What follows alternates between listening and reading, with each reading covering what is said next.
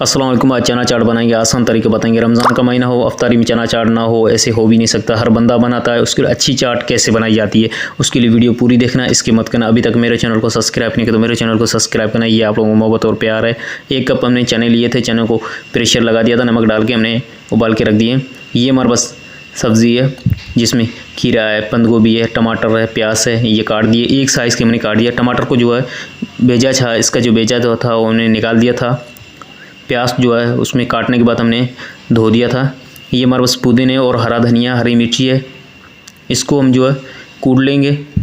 पत्तों को जो पुदीने के थे वो अच्छे से धोने के बाद हमने इसको कूट लेंगे। चटनी बनाएंगे इसके लिए अलहदा। ये हमने 1 कप दही लिया है। दही में हमने जो ये पुदीना और हरा धनिया, हरी मिर्ची कूटी थी ये डाल देंगे इसमें। अच्छे से इसको मिक्स कर देंगे। इसको अच्छे से मिक्स कर देंगे। अब इसमें 1 चम्मच इसमें मायोनीज डाल देंगे।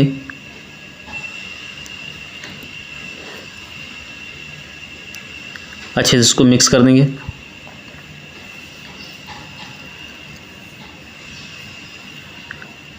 अब इसमें छोले डाल देंगे बाउल में। सब्ज़ी डाल देंगे। हमने हरा धनिया भी इसमें डाल देंगे।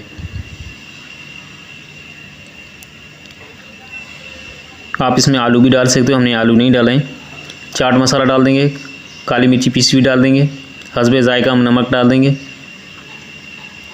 इसको अच्छे से मिक्स कर देंगे इस तरीके से।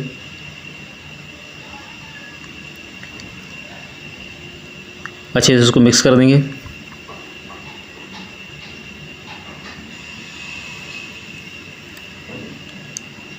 मिक्स करने के बाद हम इसमें जो हमने चटनी बनाई थी वो डाल देंगे। हमने दूसरी चटनी इमली की बनाई है, वो हमने इसमें नहीं डालनी है क्योंकि कुछ लोग खाते हैं खट्टी चटनी, कुछ नहीं खाते, तो इसीलिए हमने अलग रख देना है। बाकी ये जो चटनी बनाई हुई है, ये दही की जो हमने बनाई है, ये इसमें डाल के अच्छे से इसको मिक्स कर देंगे।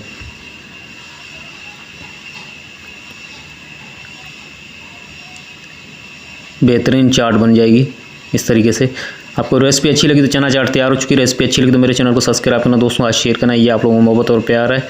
आसान तरीका बताया है। अल्लाह हाफिज़।